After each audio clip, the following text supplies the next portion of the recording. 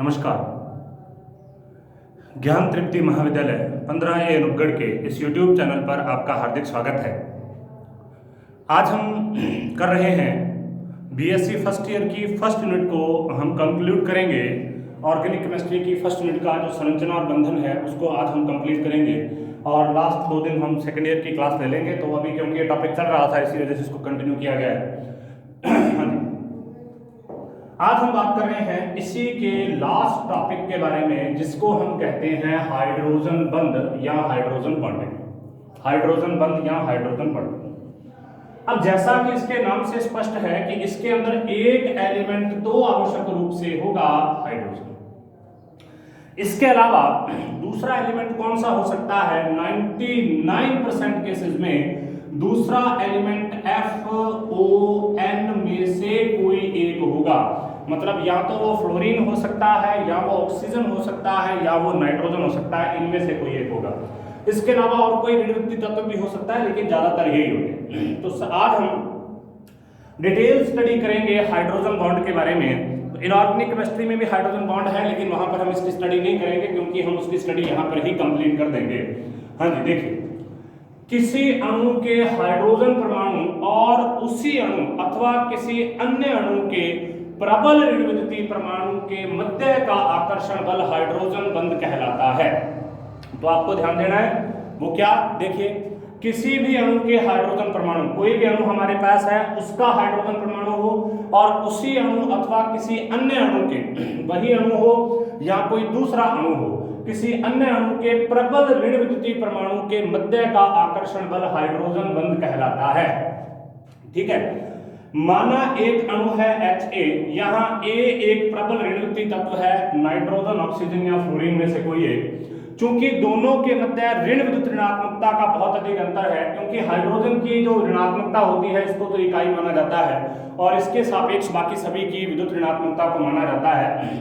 अतः इस सहसंयोजक बंध में पोलैरिटी आ जाएगी। पोलैरिटी का मतलब होता है ये इलेक्ट्रॉन को इस तरफ खींच लेगा। जिसपे इलेक्ट्रोनेगेटिविटी जितनी ज्यादा होती है, जिसपे विद्युत ऋणात्मकता जितनी ज्यादा होती है, वह उतने ही इलेक्ट्रॉन को खींच लेता है। तो जो इलेक्ट्रॉन को खींच लेगा सामने वाले पर, जो इलेक्ट्रॉन को खींचेगा उस पर नेगेटिव चार्ज और उसके सामने वाले पर पॉजिटिव चार्ज आ जाएगा। माना एक अणु H है, यहाँ एक प्रबल ऋणात्मक तत्व है। क्योंकि दोनों के मध्य विद्युत ऋणात्मकता का बहुत अधिक अंतर है, अतः सहसंयोजक बंध में ध्रुवता आ जाएगी। फलस्वरूप हाइड्रोजन पर आंशिक धनावेश और A पर आंशिक ऋणावेश आ जाएगा। तो हाइड्रोजन पर तो आंशिक धनावेश आ गया और A पर क्या आ गया? आंशिक ऋणावेश आ गया। अब यदि इस प्रकार का अणु किसी अन्य Ha अणु अथवा Hb, यहाँ B क्या है? ऋणात्मक तत्व है, के संपर्क में आएगा तो दोनों अणुओं के विपरीत ध्रुवों के मध्य परस्पर एक आकर्षण बल स्थापित हो जाएगा। तो देखिए यहाँ पर Ha+ और ये माइनस, तो इनके बीच में क्या आ जाएगा? देखो, ये एक है पॉजिटिव नेगेटिव, ये दूसरा है पॉजिटिव नेगेटिव, तो इनके बीच में क्या हो गया? एक बॉन्ड स्थापित हो गया। इसी को क्या बोलते हैं? हाइड्रोजन बॉन्ड कहते हैं। हाइड्रोजन बॉन्ड को हमेशा डॉटेड लाइन द्वारा प्रदर्शित किया जाता है। तो यहाँ पर डॉटेड लाइन द्वारा इसको प्रदर्शित किया था, लेकिन इसका मतलब ये नहीं है कि जहां पर कहीं डॉटेड लाइन होगी वहां पर हाइड्रोजन बॉन्ड होगा ही होगा, ऐसा कोई जरूरी नहीं। इस प्रकार के आकर्षण बल को, जिसे हम बिंदु रेखा द्वारा प्रदर्शित करते हैं, हाइड्रोजन बंध कहा जाता है। उपयुक्त दोनों संरचनाओं में दो प्रबल ऋणात्मक तत्वों के मध्य एक हाइड्रोजन परमाणु एक प्रकार से सेतु की भांति जुड़ा हुआ है। इसी से इसका नाम हाइड्रोजन सेतु या हाइड्रोजन ब्रिज पड़ता है। अतः हम हाइड्रोजन बंध को इस प्रकार से परिभाषित कर सकते हैं, जब दो ऋणात्मक परमाणु परस्पर हाइड्रोजन परमाणु द्वारा जुड़े हों तो वह बंध हाइड्रोजन बंध कहलाता है। दो ऋणात्मक परमाणु हों और परस्पर हाइड्रोजन बॉन्ड द्वारा जुड़े हों तो उसको हम क्या कहते हैं? उसको हम कहते हैं हाइड्रोजन बॉन्ड। यहाँ एक बात स्मरणीय है कि एक ऋणात्मक परमाणु से हाइड्रोजन सहसंयोजक बंध द्वारा जुड़ा रहेगा, जबकि दूसरे ऋणात्मक परमाणु से हाइड्रोजन बॉन्ड द्वारा जुड़ा रहेगा। अब इसका मतलब यह है कि हाइड्रोजन बंध कोई रासायनिक बंध नहीं है, यह केवल दो परमाणुओं के बीच का एक आकर्षण है। अतः इसकी जो प्रकृति होती है यह बहुत ज्यादा प्रबल नहीं होती, यह एक बहुत ही दुर्बल प्रकार का बंध है और जो पदार्थ के केवल भौतिक गुणों को प्रभावित करता है और भौतिक गुणों में भी मुख्यतः पदार्थ की संरचना को प्रभावित कर सकता है, इसके अलावा पदार्थ की विलेयता को प्रभावित कर सकता है और इसके अलावा पदार्थ के गलनांक और क्वथनांक को प्रभावित कर सकता है। हाइड्रोजन बंध मुख्य रूप से दो प्रकार का होता है। अब ये दो प्रकार कौन कौन से हैं? सबसे पहला है अंतराणुक हाइड्रोजन बंध और दूसरा होता है अतः अणुक हाइड्रोजन बंध। अंतराणुक हाइड्रोजन का बंध का मतलब होता है इंटरमॉलिक्यूलर हाइड्रोजन बॉन्ड और इसमें क्या होता है, दो परमाणुओं के, दो ऋणवित्तीय परमाणुओं के, मतलब एक अणु है और दूसरा अणु है, दो अणुओं के मध्य जब पाया जाता है तो उसे अंतराणुक प्रकार का हाइड्रोजन बॉन्ड कहते हैं। जैसे जब हाइड्रोजन बंध दो भिन्न भिन्न अणुओं के ऋण विद्युतीय परमाणुओं के मध्य होता है तो उसे अंतरा अणुक हाइड्रोजन बंध कहते हैं। जब हाइड्रोजन बंध दो भिन्न भिन्न अणुओं के ऋण विद्युतीय परमाणुओं के मध्य होता है तो उसे अंतरा अणुक हाइड्रोजन बंध कहते हैं। चूंकि आकर्षण दो अलग अलग अणुओं के मध्य होता है अतः समस्त अणु एक दूसरे के पास पास आ जाते हैं। तो देखिए ये एक अलग अणु हो गया, ये दूसरा अणु हो गया, ये तीसरा अणु हो गया, ये चौथा अणु हो गया, ये पांचवा अणु हो गया।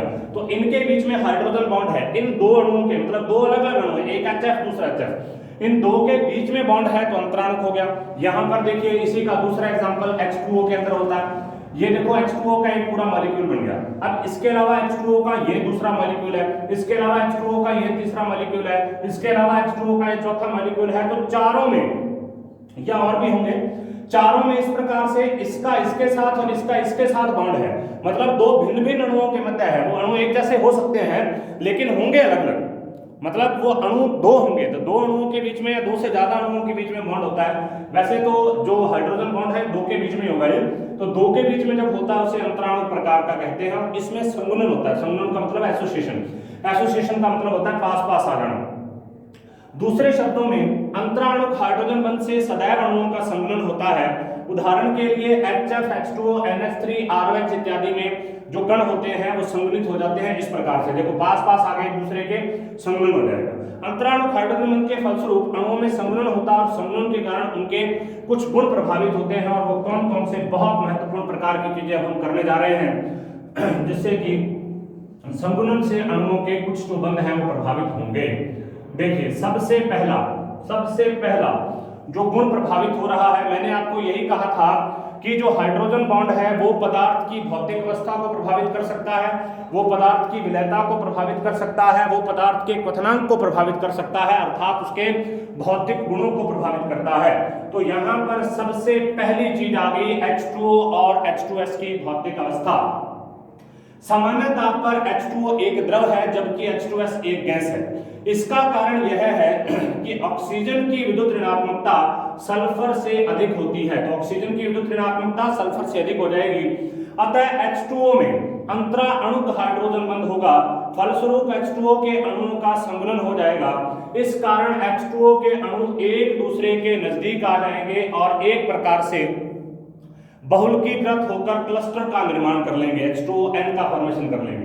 अतः सामान्य परिस्थितियों में जल द्रव के रूप में रहता है क्योंकि H2O के मॉलिक्यूल एक दूसरे के पास पास आ गए, हाइड्रोजन बॉन्ड उनमें बन गया। क्योंकि ऑक्सीजन की इलेक्ट्रोनेगेटिविटी तो ज्यादा है और सल्फर की इलेक्ट्रोनेगेटिविटी ऑक्सीजन की तुलना में बहुत कम है, इसकी वजह से ऑक्सीजन तो हाइड्रोजन बॉन्ड का फॉर्मेशन कर सकता है जबकि H2S में सल्फर हाइड्रोजन बॉन्ड का फॉर्मेशन नहीं कर सकता। अतः ये जो होता है H2O जो है वो तो एक प्रकार से द्रव बना देगा, लेकिन H2S गैस अवस्था में रहेगा क्योंकि इनमें कोई हाइड्रोजन बॉन्ड नहीं है, जिस वजह से उसके अणु एक दूसरे के दूर दूर रहेंगे और जब अणु दूर दूर रहेंगे तो H2S एक गैस की तरह कार्य करेगा। नेक्स्ट है बर्फ का घनत्व पानी से कम होता है। बहुत महत्वपूर्ण क्वेश्चन, बहुत महत्वपूर्ण चीज। इसका एक और तरीका है इसको बताने का कि बर्फ जो होती है वो हमेशा जल की सतह पर तैरती है, ऐसा क्यों? बर्फ हमेशा जल की सतह पर तैरती है, ऐसा क्यों? बर्फ के क्रिस्टल बनते समय अणुओं में परस्पर हाइड्रोजन बंध इस प्रकार से व्यवस्थित हो जाते हैं कि प्रत्येक ऑक्सीजन परमाणु 4 हाइड्रोजन परमाणुओं से घिर जाता है। तो यहाँ पर देखो ये ऑक्सीजन है, ये 4 के साथ में घिर गया, ये ऑक्सीजन 4 के साथ में घिर गया। तो इस तरीके से इसने इस तरीके से पिंजरे नुमा संरचना का निर्माण कर लिया, ठीक है। जिसमें से दो हाइड्रोजन परमाणु सहसंयोजक बंध द्वारा, ये दो हाइड्रोजन परमाणु सहसंयोजक बंध द्वारा जुड़ते हैं और दो जो होते हैं वो हाइड्रोजन बॉन्ड द्वारा जुड़े रहते हैं। इस प्रकार H2O का प्रत्येक अणु चतुष्फलकीय रूप से H2O के 4 अन्य अणुओं द्वारा घिर जाता है। तो यहाँ पर देखिए ये बड़ा अणु है, ये H2O का एक अणु है, तो ये कितने से गिर गया, 4 से, 1 हो गया, 2 हो गया, उसके अलावा ये 3 हो गया और उसके अलावा ये 4 हो गया, चारों से गिर गया चतुष्फलकीय रूप से। चतुष्फलकीय में कैसे, एक ऊपर की तरफ, एक इस तरफ, एक इस तरफ और एक सामने की तरफ, तो 4 अणुओं से एक H2O मॉलिक्यूल जो है वो घिर गया। ठीक है, ये मेन मॉलिक्यूल है, ये 1 2 3 और 4 अणुओं से घिरा हुआ है।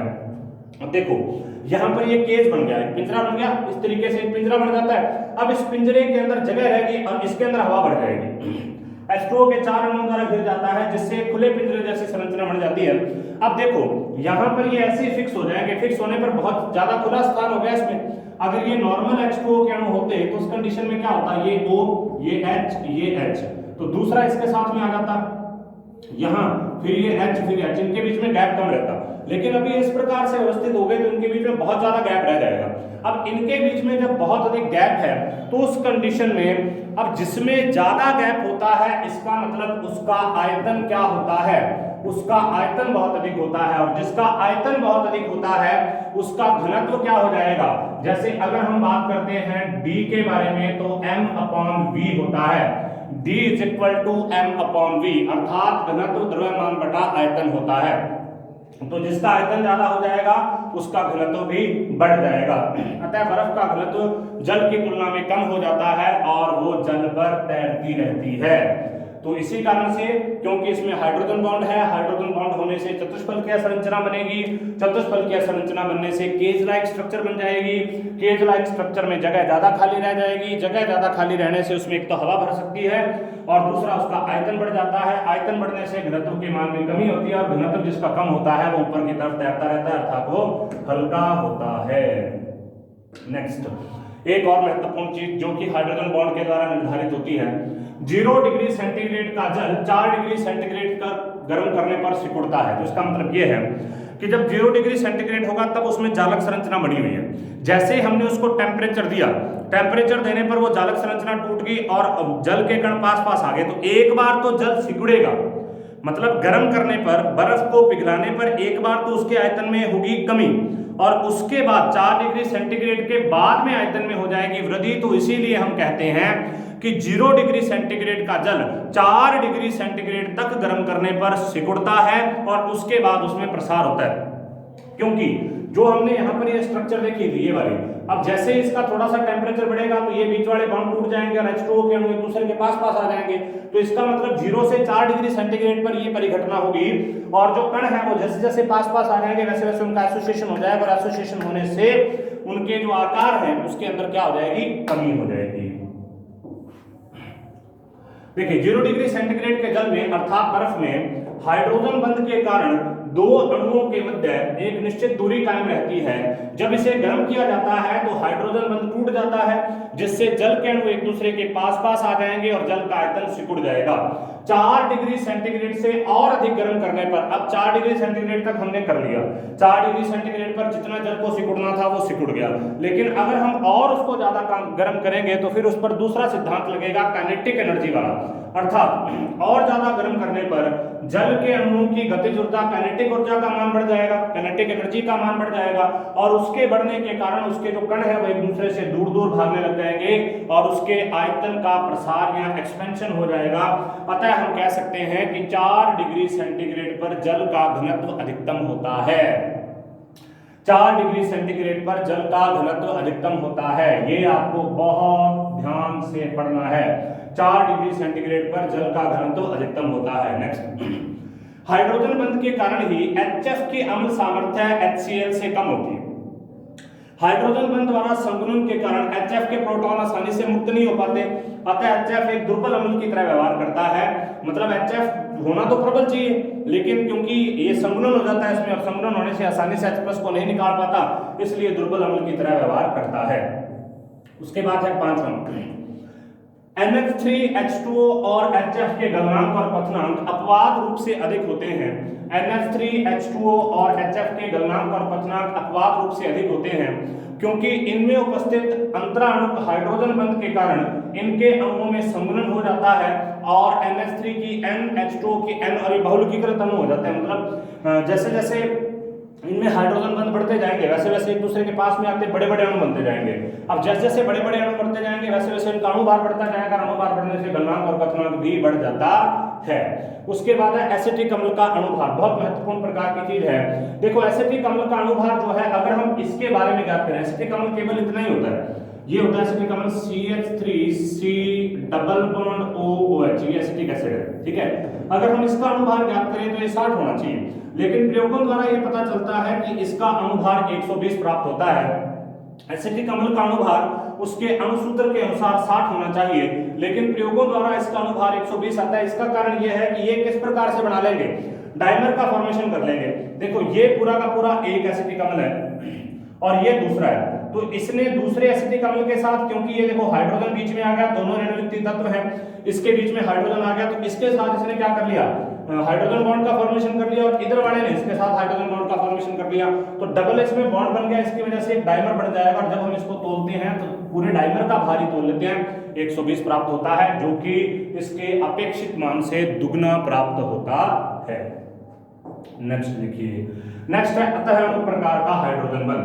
अतः अणु प्रकार का हाइड्रोजन बंध का मतलब होता है जब एक ही अणु के दो ऋणात्मक भागों के मध्य कोई बंध बनता है।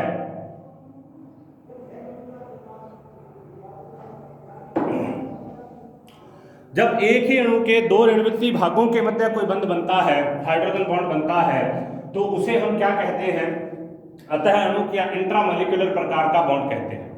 और इस प्रकार के बॉन्ड के द्वारा एक प्रोसेस होता है जिसे गिलेशन बोलते हैं, गिलेटीकरण कहते हैं।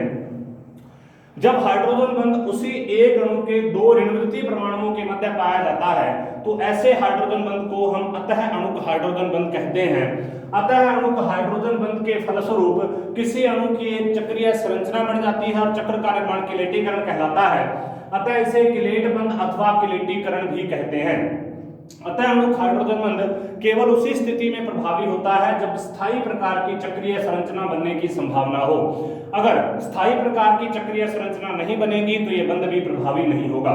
इस प्रकार से देखो, ऑर्थोनाइट्रोफिनॉल एक, ऑर्थोक्लोरोफिनॉल दूसरा, सैलिसिलएल्डिहाइड तीसरा, एसिटोएसिटिक एस्टर इनॉल ग्रुप ये, और सैलिसिक अम्ल। अब यहां पर देखो, यहां पर एक OH इधर था और दूसरा यहां ऑर्थो पोजीशन पर एक दूसरे के हैं, ऑर्थो पोजीशन पर है, तो इसका मतलब ये इसका ये वाला पार्ट और ऊपर वाला आपस में ही क्या करेंगे, हाइड्रोजन बॉन्ड का फॉर्मेशन कर लेंगे, जिससे एक चक्रीय संरचना का निर्माण हो जाएगा। और जब ये चक्रीय संरचना का निर्माण हो गया, इसी को अतः अणु प्रकार का हाइड्रोजन बॉन्ड कहते हैं, इंट्रामॉलिक्यूलर हाइड्रोजन बॉन्ड। नेक्स्ट देखिए, अतः अणुक हाइड्रोजन बंध से यौगिकों के निम्न गुण प्रभावित होते हैं।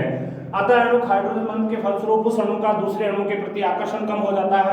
अतः इन यौगिकों के गलनांक और पथनांक, क्योंकि वो आपस में जुड़ गए तो दूसरे अणु के साथ जुड़ेंगे नहीं, और जब तक दूसरे अणु के साथ नहीं जुड़ेंगे तब तक इनके गलनांक और पथनांक नहीं बढ़ेंगे, क्योंकि गलनांक और पथनांक अणुभार के समानुपाती होते हैं। अणुभार तो उतना ही रहा, जब वो खुद के ही दो भागों के अंदर जुड़ गए तो उसका अणुभार तो उतना ही रहता है। तो इसी वजह से इनका अणुभार नहीं बढ़ेगा, और जब तक इनका अणुभार नहीं बढ़ेगा तब तक इनका गलनांक और पथनांक नहीं बढ़ता। अतः अणुक हाइड्रोजन बंध के फलस्वरूप उस अणु का दूसरे अणु के प्रति आकर्षण कम हो जाता है। अतः इन यौगिकों के गलनांक और पथनांक कम हो जाते हैं। उदाहरण के लिए ऑर्थोनाइट्रोफिनॉल का गलनांक 45 डिग्री सेल्सियस है, जबकि इसके मेटा और पैरा समवायियों के गलनांक क्या है, 97 डिग्री सेल्सियस और 114 डिग्री सेल्सियस। मेटा और पैरा समवायियों में अंतराणुक हाइड्रोजन बंध की संभावना बनती है, अतः इनके गलनांक बढ़ जाते हैं। इसी प्रकार नाइट्रोबेंजोइक अम्ल के ऑर्थो व्युत्पन्न का गलनांक 147 डिग्री है, जबकि इसके पैरा व्युत्पन्न का गलनांक अंतराणुक हाइड्रोजन बंध के कारण 242 है। देखो यहां पर तो इसमें अतः अणु प्रकार का बॉन्ड बन गया इंट्रामॉलिक्यूलर, इसी वजह से इसके गलनांक का मान कम हो गया, जबकि ये और ये सेम ही कंपाउंड है, केवल इसमें एक ऑर्थो पोजीशन पर लगा हुआ है, इसमें पैरा पोजीशन पर लगा हुआ है, ठीक है।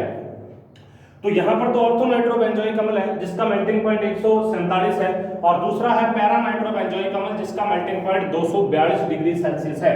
क्योंकि इसमें दूसरे किसी अणु के साथ में, इसके जैसे ही किसी दूसरे अणु के साथ में बॉन्ड बनाने की संभावना है। और देखो ये ध्यान देना कि अंतःअणु हाइड्रोजन बॉन्ड जो होता है ना, वो एडजेसेंट पोजीशन पर सबसे ज्यादा बनता है। मतलब ये वाला अगर यहाँ पर होता तब हाइड्रोजन बॉन्ड बन जाता, यहाँ पर आएगा फिर भी संभावनाएं कम है। और जैसे जैसे दूरी बढ़ती जाएगी वैसे वैसे अंतःअणु प्रकार के हाइड्रोजन बॉन्ड के बनने की संभावनाएं कम होती जाती हैं, क्योंकि उससे किलेशन की प्रोसेस नहीं होती, चक्रीय संरचना का निर्माण नहीं होता।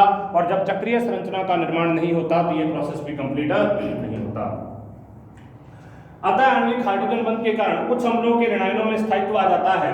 ऐसी स्थिति में उस अम्ल के वियोजन में बहुत अधिक वृद्धि हो जाती है और इस प्रकार अम्ल की सामर्थ्य बढ़ जाती है। उदाहरण के लिए ऑर्थो हाइड्रोक्सी बेंजोइक अम्ल या सैलिसिलिक अम्ल के वियोजन स्थिरांक Ka का मान 105 होता है, जबकि इसके मेटा और पैरा अम्लों के वियोजन स्थिरांक का मान क्रमशः 8.3 और 2.9 ही होता है। तो इसमें आपको ध्यान रखना है कि अंतःआण्विक हाइड्रोजन बंध के कारण कुछ अम्लों के ऋणायनों में स्थायित्व आ जाता है। जैसे ये सैलिसिलिक अम्ल है, इसका जो खुद का है, सैलिसिलिक अम्ल के बारे में बात करें तो इसके वियोजन स्थिरांक का मान 105 है, ऑर्थो हाइड्रोक्सी बेंजोइक अम्ल, क्योंकि इसमें इस प्रकार से बन जाता है। जबकि इसके मेटा और पैरा का, क्योंकि उसमें ऑर्थो, देखो ये ऑर्थो पोजीशन पर है तो इसमें किस प्रकार से बन जाएगा, अंतःआण्विक प्रकार के हाइड्रोजन बॉन्ड बन जाएंगे, जिसकी वजह से इसका स्थायित्व क्या हो जाएगा, स्थायित्व इसका ज्यादा हो जाएगा अंतःआण्विक प्रकार के हाइड्रोजन बॉन्ड बनने के कारण। जबकि मेटा और पैरा जो होता है उसकी वियोजन स्थिरांक का मान बहुत कम होता है, उसका स्थायित्व बहुत कम होता है, क्योंकि उसमें अंतःआण्विक प्रकार के हाइड्रोजन बॉन्ड नहीं बनेंगे। अर्थात ये देखो आगे हमने वही कहा है कि जो नेगेटिव होते हैं, नेगेटिव जो होते हैं उनकी जो स्थायित्व है उसमें वृद्धि हो जाती है। कैसे? इसका कारण यह है कि प्रोटॉन देने के बाद ऑर्थो समवायी का ऋणायन निम्न प्रकार से हाइड्रोजन बंध द्वारा स्थानीकृत हो जाता है। तो ये नेगेटिव निकल गया, आपस में बॉन्ड बन गया, इस वजह से इसके स्थायित्व के मान में वृद्धि हो जाएगी। नेक्स्ट, सामान्यतः यौगिक जिनमें एक ही कार्बन परमाणु पर एक साथ एक से अधिक OH समूह हो, एक ही कार्बन परमाणु पर एक से अधिक OH समूह हो तो अस्थायी होते हैं। लेकिन यदि उस कार्बन परमाणु के साथ में तीव्र ऋणवृत्तीय परमाणु जुड़े हों और वो हाइड्रोजन बॉन्ड बना सकें तो उस कंडीशन में वो स्थायी हो जाता है। जैसे क्लोरल हाइड्रेट है, देखो क्लोरल हाइड्रेट में एक बहुत महत्वपूर्ण परिघटना है, वो क्या है कि इस कार्बन पर एक OH तो ये रहा और दूसरा OH ये रहा और एक हाइड्रोजन है। सामान्यतः एक कार्बन पर सिंगल OH ही होता है, बाकी अगर उसके ऊपर पाए जाते हैं तो वो भयंकर अस्थायी हो जाता है, मतलब बहुत कम स्थायी होता है, बहुत ज्यादा अस्थायी हो जाता है, बहुत कम स्थायी होता है और बहुत ज्यादा अस्थायी हो जाता है। लेकिन यहाँ पर देखो, यहाँ पर दो OH होने के बावजूद भी ये क्या है, स्थायी है। इसका रीजन क्या है, क्योंकि इसके साथ में तो 1, 2 और 3 क्लोरीन जुड़े हुए हैं। इन क्लोरीन की इलेक्ट्रोनेगेटिविटी इतनी ज्यादा है कि वो उसको खींचकर, मतलब इसके हाइड्रोजन के साथ में और इसके हाइड्रोजन के साथ में क्या बना सकते हैं, अतः अणु प्रकार का, इंट्रामोलिक्यूलर प्रकार का हाइड्रोजन बंध बना सकते हैं। और इसी हाइड्रोजन बंध के कारण क्लोरल हाइड्रेट जो है, इसका नाम होता है क्लोरल हाइड्रेट, इसका नाम होता है क्लोरल हाइड्रेट। और जो क्लोरल हाइड्रेट होता है इसी अतः अणु हाइड्रोजन बंध के कारण बहुत ज्यादा स्थायी होता है। नेक्स्ट देखिए, अभी जैसा कि आपको बताया गया था कि हाइड्रोजन बॉन्ड के कारण पदार्थ के गुण कौन कौन से प्रभावित होते हैं। हाइड्रोजन बॉन्ड के कारण पदार्थ के जो गुण हैं उनमें प्रभावित होने वाले कारक, सबसे पहले संरचना, उसके बारे में हमने बात कर ली। कुछ विशेष प्रकार के गुण जो प्रभावित होते हैं उनके बारे में बात कर ली। अब हम बात करते हैं विलयता के बारे में। हाइड्रोजन बंध से जल में विलयता बहुत अधिक प्रभावित होती है। जिन कार्बनिक यौगिकों में हाइड्रोजन बंध बनाने की प्रवृत्ति होती है वे सभी के सभी जल में विलयशील होते हैं, क्योंकि इनका जो OH समूह है वो जल के अणुओं के साथ हाइड्रोजन बंध बना देता है। तो ये ROH है, ये H2O है, ये ROH है, ये H2O है। तो ROH और H2O आपस में जुड़कर हाइड्रोजन बॉन्ड का फॉर्मेशन कर लेते हैं। इसी प्रकार से डाईमेथिल ईथर जल में पूर्ण रूप से विलयशील है, क्योंकि डाईमेथिल ईथर के ऑक्सीजन परमाणु, अब देखो डाईमेथिल ईथर है, वैसे तो ऑर्गेनिक कंपाउंड है, तो ऑर्गेनिक कंपाउंड जल में बहुत कम विलयशील होते हैं, लेकिन फिर भी डाईमेथिल ईथर जल में पूर्णतः विलयशील है। उसका रीजन ये है कि इसमें ऑक्सीजन है और ऑक्सीजन इसके साथ में जल के कणों के साथ में, जल के अणुओं के साथ में हाइड्रोजन बंध का फॉर्मेशन कर लेता है। इसी प्रकार बेंजीन तो जल में विलयशील नहीं है, लेकिन पिरिडीन जल में विलयशील है, क्योंकि पिरिडीन का ऋणवृत्तीय नाइट्रोजन परमाणु जल के अणुओं के साथ हाइड्रोजन बंध बना लेता है, जबकि बेंजीन में इस प्रकार की कोई संभावना नहीं है। तो देखिए उसको हम देखते हैं बेंजीन और पिरिडीन में। देखिए पिरिडीन की जल में विलयता, बेंजीन की नहीं है, पिरिडीन की इस वजह से विलयता है क्योंकि पिरिडीन में नाइट्रोजन होता है। तो नाइट्रोजन जल के हाइड्रोजन के साथ में हाइड्रोजन बॉन्ड का फॉर्मेशन कर लेगा, जिसकी वजह से जल के अंदर विलय हो जाएगा, जबकि बेंजीन में किसी भी प्रकार का कोई भी नाइट्रोजन नहीं पाया जाता, इस वजह से वो जल में विलय नहीं होता। नेक्स्ट, यदि किसी अणु में प्रति 3 कार्बन परमाणु पर 1 ऑक्सीजन परमाणु हो तो वह जल में विलयशील हो जाता है। जैसे 3 कार्बन परमाणु हो, जैसे 1 2 3 कार्बन परमाणु है, 3 कार्बन परमाणु पर 1 ऑक्सीजन परमाणु है, 3 कार्बन परमाणु पर 1 ऑक्सीजन परमाणु है, तो उसके अंदर विलय हो जाता है, जैसे डाइऑक्सेन।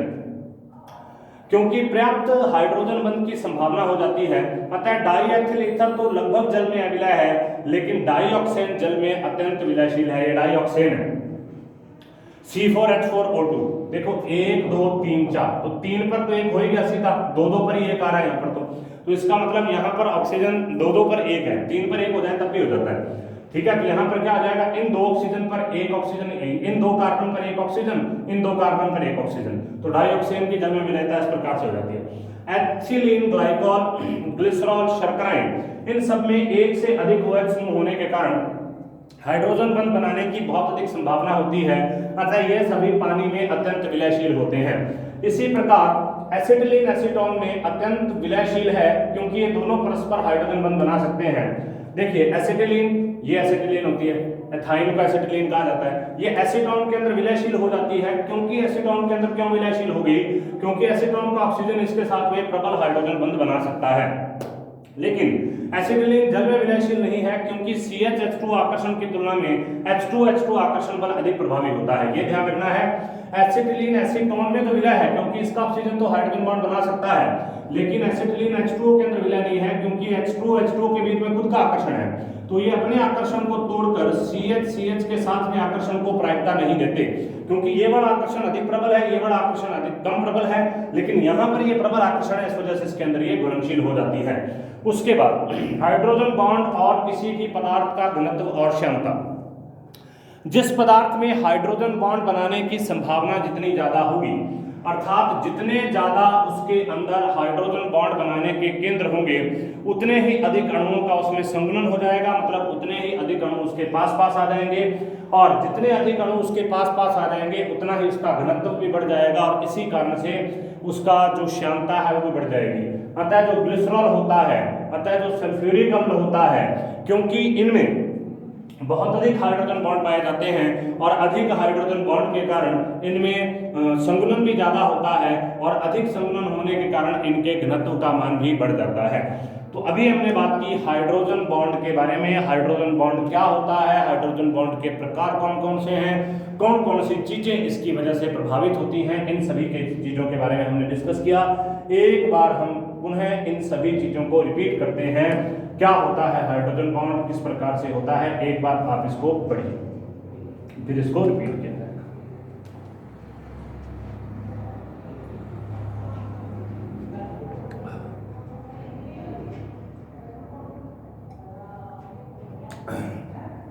हाँ जी, हाइड्रोजन बंध। किसी अणु के हाइड्रोजन परमाणु और उसी अणु अथवा कोई और अणु हो, उसके प्रबल एणुविद्युत परमाणु के मध्य पाया जाने वाला आकर्षण बल हाइड्रोजन बंध कहलाता है। हाइड्रोजन बंध को डॉटेड लाइन द्वारा प्रदर्शित करते हैं। हाइड्रोजन बंध का दूसरा नाम हाइड्रोजन सेतु भी है, और इसकी परिभाषा क्या है, जब दो एणुविद्युत परमाणु परस्पर हाइड्रोजन परमाणु द्वारा जुड़े हों, जब दो इलेक्ट्रोनेगेटिव एटम्स परस्पर हाइड्रोजन एटम द्वारा जुड़े हों, तो वह बंध हाइड्रोजन बंध कहलाता है। अब क्योंकि एक प्रकार का दुर्बल भौतिक बंध है, इस वजह से भौतिक गुणों को प्रभावित करता है। अब ये बहुत दुर्बल प्रकार का है। दूसरी चीज, इसके दो प्रकार होते हैं, एक होता है अंतराणु। जब दो भिन्न भिन्न अणुओं के मध्य हाइड्रोजन बंध पाया जाता है तो उसे अंतराणु प्रकार का हाइड्रोजन बंध कहते हैं, और जब एक ही अणु के दो भागों में पाया जाएगा तो उसे अंतराणु कहते हैं। जैसे अंतराणु प्रकार का HF के बीच में, H2H2O के बीच में, अमोनिया के बीच में, इस प्रकार से इसमें हाइड्रोजन बॉन्डिंग पाई जाएगी। उसके बाद में जब हम बात करते हैं,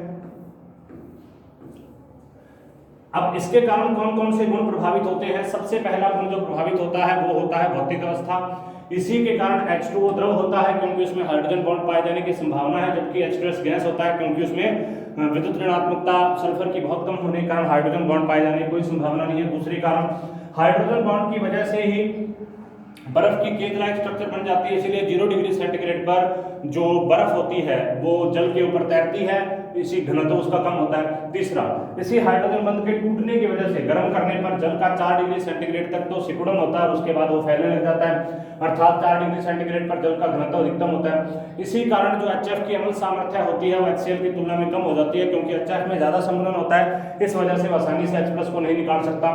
इसी कारण अमोनिया, H2 और HF के गलनांक और क्वथनांक अनुपात स्वरूप अधिक हो जाते हैं, क्योंकि बहुत अधिक संघनन होने के कारण, हाइड्रोजन बॉन्ड की बहुत अधिक संख्या होने के कारण इसमें संघनन हो जाएगा, और संघनन होने के कारण इनके गलनांक और क्वथनांक बढ़ जाएंगे। उसके बाद एसिटिक अम्ल का अणुभार, एसिटिक अम्ल का अणुभार भी इसी कारण, जो अंतराणु प्रकार का हाइड्रोजन बॉन्ड है उसी के कारण जो हाइड्रोजन, इसका जो हाइड्रोजन बॉन्ड के कारण एसिटिक अम्ल का अणुभार बढ़ता है। जैसे एसिटिक अम्ल का अणुभार 60 प्राप्त होना चाहिए, लेकिन हमें 120 प्राप्त होता है, क्योंकि दो अणु आपस में अंतराणु हाइड्रोजन बॉन्ड के कारण संघनन कर लेते हैं, विलक का फॉर्मेशन करते हैं। उसके बाद हम बात करते हैं अतारणु प्रकार के हाइड्रोजन बॉन्ड के बारे में। अतारणु प्रकार का हाइड्रोजन बॉन्ड ये है जब एक हाइड्रोजन बॉन्ड एक ही अणु के दो ऋणात्मक भागों के मध्य पाया जाता है, दो ऋणात्मक परमाणुओं के मध्य पाया जाता है, तो उसे हम अतारणु प्रकार का हाइड्रोजन बॉन्ड कहते हैं। इससे किलेट या किलेटीकरण का प्रोसेस होता है, और इस किलेटीकरण के प्रोसेस के द्वारा इसका निर्माण होता है चक्रीय संरचना का, और यौगिक के स्थायित्व में वृद्धि होती है। लेकिन अब इसकी वजह से और क्या क्या होता है, अंतःअणु हाइड्रोजन बंध के कारण एक अणु का दूसरे अणु के प्रति आकर्षण कम हो जाता है, जिससे उसके गलनांक और क्वथनांक के मान कम हो जाते हैं। ठीक है, इसमें एग्जांपल दे रखे हैं। मेटा और पैरा का जो गलनांक है वो ज्यादा है, मेटा और पैरा का गलनांक कम है, जबकि ऑर्थो का गलनांक जो होता है वो, देखिए मेटा और पैरा का गलनांक ज्यादा होता है, ऑर्थो गलनांक कम होता है, क्योंकि ऑर्थो में अंतःअणु प्रकार के हाइड्रोजन बॉन्ड पाए जाते हैं, जबकि मेटा और पैरा के अंदर अंतराणु प्रकार के हाइड्रोजन बंध पाए जाते हैं। अंतराणविक हाइड्रोजन बंध के कारण अम्लों के ऋणायनों का भी स्थायित्व आ जाता है। उसका एग्जांपल हमने यहाँ पर देखा, देखो ये ऋणायन इस प्रकार से स्थायित्व हो जाएंगे, स्थायी हो जाएंगे, देखो ये स्थायी हो गया, क्योंकि इसमें चक्रीय संरचना, किलेट संरचना का निर्माण हो जाएगा। अंतःअणु हाइड्रोजन बॉन्ड के कारण ही क्लोरीन हाइड्रेट, जबकि कार्बन पर 2 H है, एक OH पर्याप्त होता है, 2 H होने पर वो अस्थायी हो जाता है, लेकिन फिर भी स्थायी है, क्योंकि इसमें इस प्रकार से हाइड्रोजन बॉन्ड का फॉर्मेशन हो जाता है। उसके बाद में हाइड्रोजन बॉन्ड एक और गुण को प्रभावित करता है, वो है विलयता। जिस भी पदार्थ की, सामान्यतः जो कार्बनिक यौगिक होते हैं ये जल में विलय नहीं होते, क्योंकि ये हम सामान्य तौर पर बोलते हैं सेम डिसॉल्व सेम, तो कार्बनिक विलायकों में विलयशील होते हैं, लेकिन जिन कार्बनिक यौगिकों में हाइड्रोजन बॉन्ड बनाने की क्षमता है वो जल में भी पर्याप्त रूप से विलय होते हैं। एग्जाम्पल के लिए अल्कोहल, एग्जाम्पल के लिए डाइमेथिल ईथर, क्योंकि इनमें पर्याप्त रूप से हाइड्रोजन बॉन्ड बन जाएंगे, और हाइड्रोजन बॉन्ड बनने के कारण ये आसानी से इसके अंदर विलयशील हो जाएंगे। इसके अलावा पिरिडिन में जल में विलयशील होती है, बेंजीन नहीं होती, क्योंकि पिरिडिन का नाइट्रोजन जल के ऑक्सीजन के साथ में हाइड्रोजन के साथ में हाइड्रोजन बॉन्ड बनाता है, जिसकी वजह से वो जल के अंदर विलयशील हो जाता है, इस प्रकार से जल में विलय जाता है। इसके बाद डाइऑक्सेन जो है, डाइऑक्सेन भी जल के अंदर विलय होता है, जबकि डाइएथिल ईथर जल के अंदर विलय होता है। डाइऑक्सेन क्यों विलय होता है, क्योंकि इसमें हाइड्रोजन बॉन्ड बनाने की क्षमता ज्यादा है। उसके अलावा जो एसिटिलीन होती है, ये एसीटोन में विलय होती है, जल में विलय होती है, क्योंकि एसिटिलीन या एथाइन जो है ये एसीटोन के साथ में प्रबल हाइड्रोजन बॉन्ड बना सकती है बजाय जल के। इसके बाद में हाइड्रोजन बॉन्ड किसी भी पदार्थ के घनत्व और श्यानता को बढ़ाता है। जिस पदार्थ में जितने ज्यादा हाइड्रोजन बॉन्ड पाए जाएंगे उसके अणु में उतना ही ज्यादा संघनन होगा, अर्थात अणु उतने ही पास पास आएंगे, और जितने किसी पदार्थ के अणु पास पास आते हैं उतना ही वो पदार्थ गाढ़ा होता जाता है, श्यान होता जाता है। इसी कारण से हम ये कह सकते हैं कि ग्लिसरीन सामान्य तौर पर जो ग्लिसरीन होती है वही ग्लिसरॉल ही है। तो वो आपने देखा होगा, कई बार छाले होते हैं तो मुंह पर उसको लगाया जाता है, बहुत गाढ़ा प्रकार का मीठा द्रव होता है वो, तो वो बहुत गाढ़ा होता है। इसके अलावा आपने लैब में सल्फ्यूरिक एसिड देखा होगा, सल्फ्यूरिक एसिड भी बहुत गाढ़े प्रकार का द्रव होता है। तो ये सारे के सारे गाढ़े प्रकार के द्रव हैं, क्योंकि इनमें हाइड्रोजन बॉन्ड पाए जाने की संभावना है। तो अभी हमने ये देखा कि हाइड्रोजन बॉन्ड जो है वो पदार्थ के भौतिक गुणों को प्रभावित करता है, अर्थात पदार्थ की विलयता को प्रभावित करेगा, उसके क्वथनांक को प्रभावित करेगा, उसकी संरचना को प्रभावित करेगा, और जल में कुछ विशेष गुणों को, जैसे बर्फ का जल के ऊपर तैरना, उसके अलावा बर्फ का जो सिकुड़ना, ये सारी की सारी जो चीज़ें होती हैं, एसिटिक अम्ल का जो भार है उसका दुगना प्राप्त होना, ये सब कुछ हाइड्रोजन बॉन्ड के द्वारा निर्धारित किया जा सकता है। तो आज हमने हाइड्रोजन बॉन्ड के बारे में बात की। ये हमारा यूनिट कंप्लीट हो गया, ऑर्गेनिक केमिस्ट्री का फर्स्ट यूनिट, उसमें संरचना और बंधन टॉपिक कंप्लीट हो गया। इसके अलावा हम नेक्स्ट वीडियो में किसी और यूनिट के बारे में बात करेंगे। धन्यवाद।